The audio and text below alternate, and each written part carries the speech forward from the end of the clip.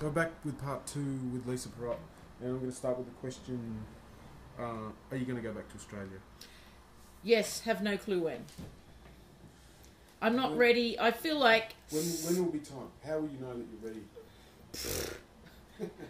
Well, every time I go and visit, it's almost like a test. But, yeah. Like, could I live here? At the moment, there's no way I could afford to live there. No way. You know, I seem to have set myself up here. You know, I live on a shoestring, but it works. And I get to... I have the luxury of doing what I like to do, play the music I want to play. There's 2 of you here, though. I mean, don't you own your own house, or you got a mortgage here or something? Yeah. Isn't that right? So in theory, you could sell your house and buy a house in Australia, and that might take some of the financial pressure off. Yeah, but it's not even about that. Just the cost of living is ridiculous in Australia. Even if you had a free housing, you still couldn't afford. Are you kidding me? I mean, one night I got really dark about, a few bad things happened all at once, and I was thinking, I'm going back to Australia, and then I woke up at 2 in the morning and I started thinking about how much Bill and Tony's would cost, and then I thought, man, Yeah. how can I go back? yeah, I mean, I'm just not... I mean, yeah, all right. In a nutshell, being with my partner, now married, been together 16 years, you know.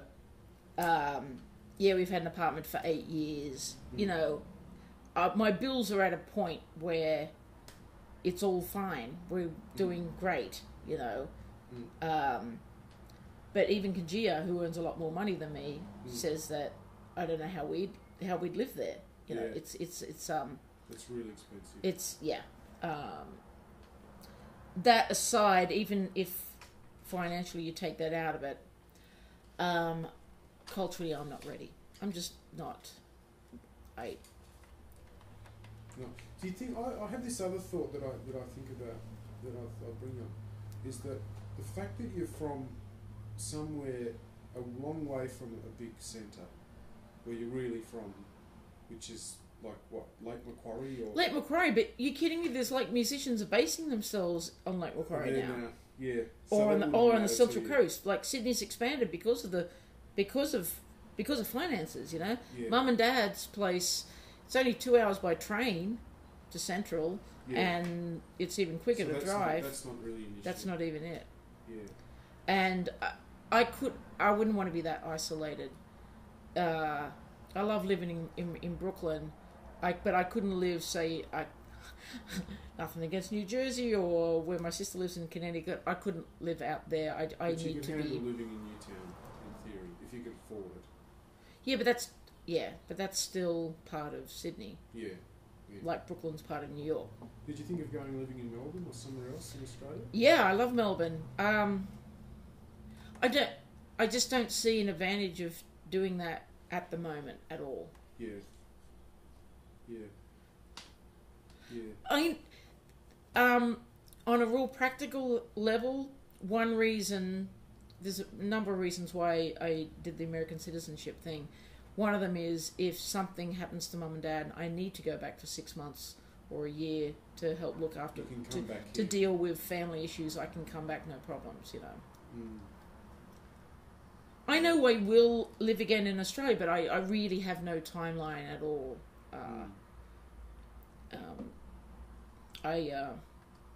I'm still learning here. I'm still enjoying it, and I still have this sense of like I feel like I've only just got here.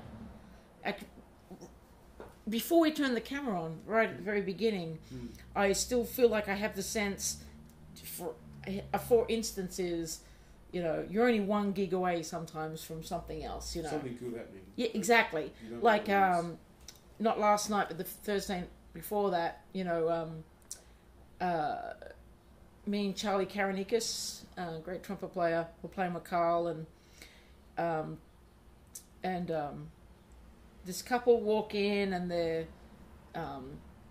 sitting on the couch and really listening and applauding all the solos. They're obviously really into it, and you're like, oh, cool, and you know. And then when they left, we both said bye, you know, waved goodbye, and then on the break, someone came up to us, oh, that was Nora Jones and boyfriend who really wanted to pass on how much they were digging the music. That's nice. Like, give us a gig. Yeah, I need a decent paying gig. But anyway, that's what I mean. Like, that's, you just never know. They live around the corner, and because we're playing in the window, They checked it out. Yeah. Do you Pretty have funny. Do you have a? I won't ask that question. I've had a few instances like that where I don't know someone's in the audience, especially with Diva, and I've gotten to meet some cool people, like Bruce Johnson, the Barry player who was in Maynard's band from New Zealand, who lived in Sydney for a bit in the 60s. This was about 10 years ago. We're playing out in Pennsylvania. He lives out there somewhere. He came up to me, afterwards. He didn't know I was Australian.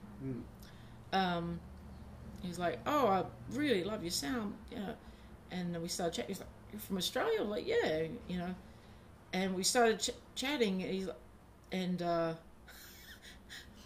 So my Barry is Bob Birtle's horn, right? Okay. Bob Birtles bought that Barry in the 60s in New York. Then it lived in Australia, and I bought it in 1990, and now it lives back in New York. And Bruce is like, I used to listen to that horn in the 60s when Bob bought that back from New York. I was just like, this is crazy, that's so crazy. Like, this horn. Yeah. You've heard the horn before, like. That's amazing. Pretty cool. Well, we are running out of time because I'm All at a gig. So tell me what it's like to be a woman musician in New York as compared to Australia. You did freeze it the standard way, didn't you? Hold on. As compared to Australia, well, what's it like to be a woman in New York as opposed to a woman in Australia? Okay. I remember I met playing at the Wallara Hotel with Kathy Harley and Warwick Golder. I can't remember the rest of the band. I think it was Kathy's gig she put together. This African American poet was in the audience who was married to an Australian. They spend 6 months here, 6 months there. Came up to me because it was literally like I was going to be leaving in a couple of weeks, and they announced it at the gig or something. Lisa's moving to New York, and he came up to me. He's like, the first thing he says is like, you're not going to be as powerful over there. I said, what do you mean? He's like, women don't have as much power in America as they do here. I didn't know what he meant, but unfortunately I do know what he means. Really? Yeah, there is, I think Australian women are more independent. There is more equality. The feeling of it. Prime Minister? Is it just stuff like that? No. It's just a simple feeling. I feel like, and other people have sensed that. Like Cheryl Bailey, when she went to Australia, she's like, Australian women are really independent and strong, and that's really cool. I'm speaking honestly myself. I've always felt that there's a much more of a line between the sexes here than there is in Australia. Yeah. Like, it's seen as weird here for a girl to have guy friends. Yeah. Not so in Australia. Are you kidding me? I don't feel like that is... Yeah, it's interesting, isn't it? Just culturally. And maybe, of course, in the context of my age and my background and everything, that's as a... I did have more guy friends than girlfriends, and it was never a big... I didn't feel like it was a big deal. I don't think all my peers thought it was a big deal. But it's certainly... No, it's so much more traditional here.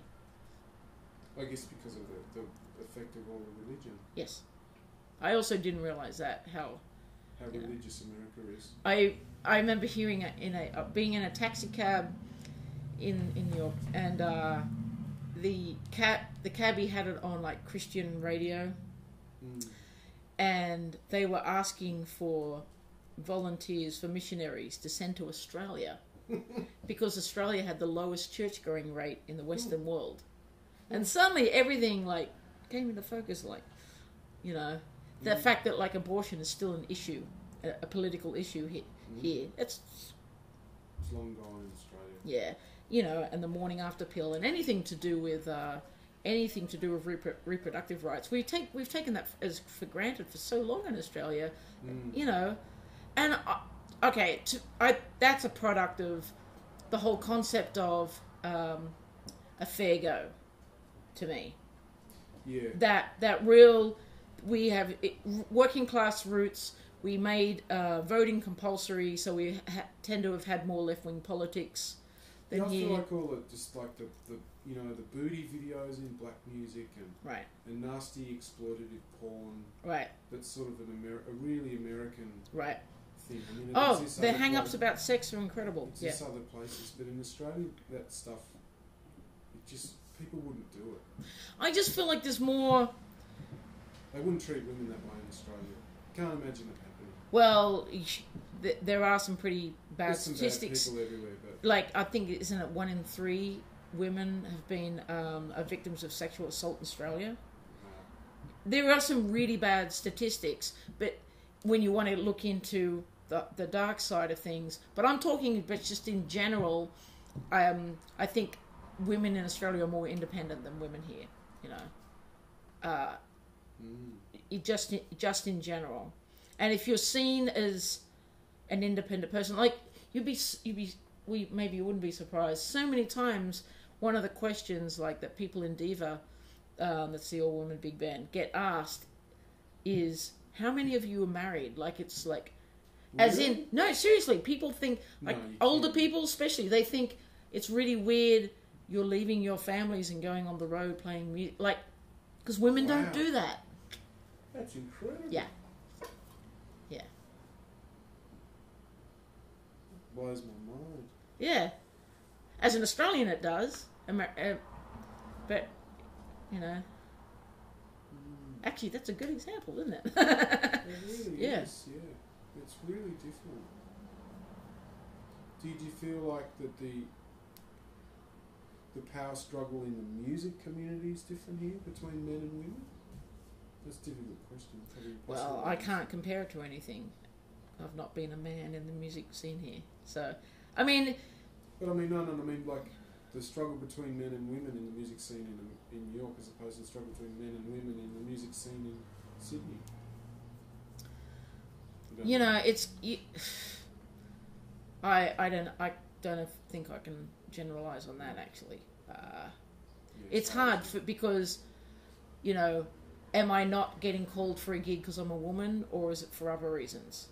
You know, you just never know these things. I know that has happened. I'm sure it has happened, but I'm not going to know about it. Other than hearing things like, say, the Glenn Miller Band has never had a woman instrumentalist and never employs them. And that band's on the road 40-something weeks of the year. That's a serious gig. And then, you know, I don't know. I mean...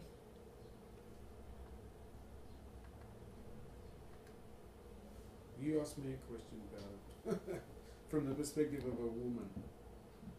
You asked me a question. What do you mean? Like... What? I mean, you asked me about my experience as a guy. What... Is there a question you could ask me that would illuminate people? It's a bit... I feel like it's a bit hard for me to ask the right question. Oh. You know what I mean? Oh, a question of me. Yeah. Oh. Or a question of me. Oh. It's hard for me to think. I'm going to lose here.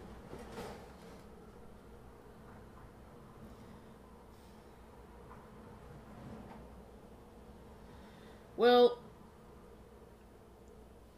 I keep thinking of little examples. It's hard for me,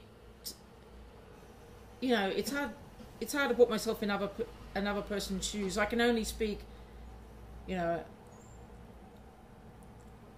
as a musician, and,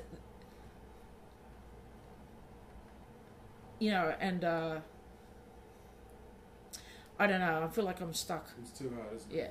Alright, so let's talk about 9/11. Have you been watching that there's a crazy guy running around the streets of Boston? Yeah. Does that make you want to go home? It's on the television now, by the way, viewers. Does that make you think I want to go to this place? the morning of 9/11, I was supposed to be temping at a graphic design place where I was helping out for a couple of days' work. Mm-hmm. Where a whole bunch of musicians and artists I was temping there for a little bit. And I slept in.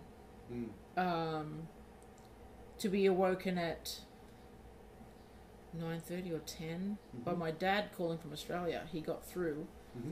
And he just said, oh, good, you're there. I was like, what do you mean? He's like, turn the TV on, hung up, and then he couldn't get through again. He couldn't get through to my sister, who's down on 3rd Street. Where were you staying there? I was living at 13th Street. So you're both living in Park Slope, Brooklyn? Both living in Park Slope, Brooklyn. Yeah. I do, it was, the first thing was like, Congia was in the A train underneath there when they came down, literally on her way to work up at Columbia Presbyterian. And it took her, she didn't get home till late afternoon because they shut down the whole subway system. This is, the actual day itself, and I remember there wasn't like a honking of a car horn for at least a week. It's just the most intense thing. It happened on a Tuesday. The first time I went into the city was on a Saturday.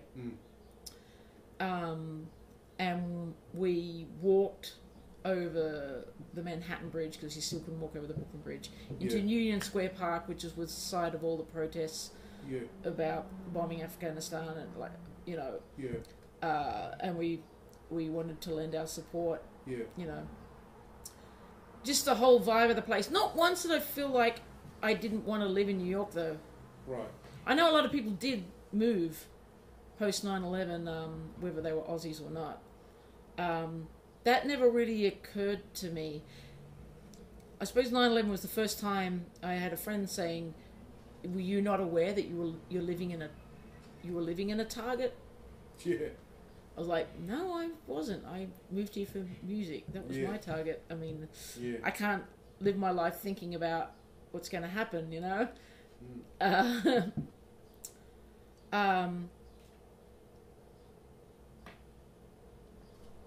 Going through that, I think it was actually, in a lot of ways, it was way, way, way, way worse for people not in New York, because it's much more real. It's, say, for instance, I've had close friends die while I'm in Australia, while I've been here.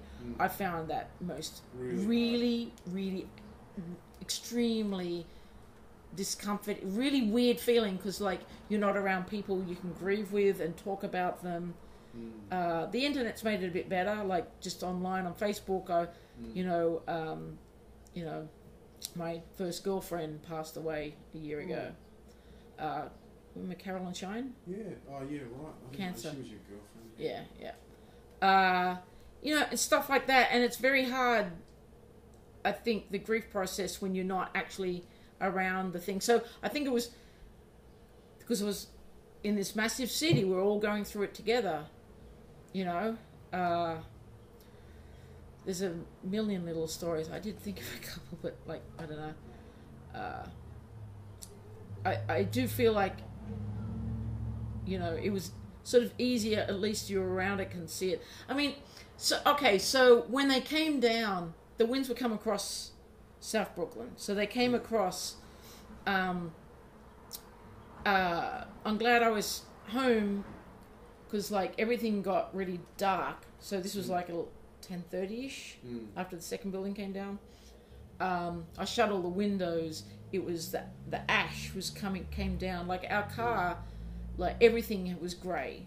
Our car. I had the same experience. I mean, the smell was. I was uptown, but the smell was. Right. The smell was coming in the window. Well, we were putting towels on the windows. And stuff. Yeah. But that big, all the ash came across actually the slope and everywhere downtown across the slope. It was really intense. And did a 2-week European tour. The first week, most of the gigs got cancelled, but this town in Germany brought us over anyway. It was interesting. It affects so much stuff all over the world. And I remember coming back from the airport, getting out of the car, we were grabbing some Mexican at Uncle Mo's. I remember getting out of the car, I was like, oh my God, I can still smell it. Can you just like smell what? Because she hadn't been away. It was the longest run. It's the longest running construction fire, longest running fire. It was burning for 2.5 months. So that blew me away. It was like, wow, here I am in Brooklyn. It's quite a ways away, and I can still smell it. It was still on fire. That was, and that was after I got stuck in Paris. Yeah. With the renewal of my visa, stuck in the INS mail room, closed down for anthrax decontamination, blah blah blah blah, all of that stuff. That was when that happened. So that was November. I was in Japan, and I've got a sore neck, and I asked someone to mail me a pillow, and they went to that post office where people died, right, and mailed it, and I was watching it all on the news in Japan in the hotel room, and then the pillow arrived from this post office, and I didn't know what to do. I wanted to tell the guys in the hotel, like, don't touch the pillow, man, you're gonna die. Wow. And so I got like towels, and someone delivered it to the door of my room, and I opened the door and picked it up in towels and then threw it in the garbage bin. Wow. It's Yeah. funny. Yeah. Yeah, it was all pretty out. Well, we're running out of time. Yeah. So one more question. Where are you going to be in 10 years' time? What are you going to be doing? I'll be 55. Woo! Let's turn 45. 10 years' time. You got to make a guess. I've got to make a guess. I'm going to interview you again in 10 years' time. Oh. If I'm still here. And if I'm not here, someone else... My guess is still here. I'd be really surprised if I wasn't here. Playing music. Yeah. If I'm not here, it's because of reasons other than music. And living in Sunset Park, probably. Oh, I don't know. You know? If we could, I don't know, win the lottery and afford to move somewhere else, sure. Yeah. We'll get the gig with Nora Jones. Yeah, right, exactly. You never know. No, seriously, yeah. She really liked the background I was playing on Cool Blues. I'm sure. Yeah. It was really funny. Cool. Oh, someone's listening over there who really likes that background we just played. That's really funny. Of course. Anyway. All right, I'm going to go. Lovely to All talk right. with you, Lisa. Yeah, really cool, man. great fun. Yeah.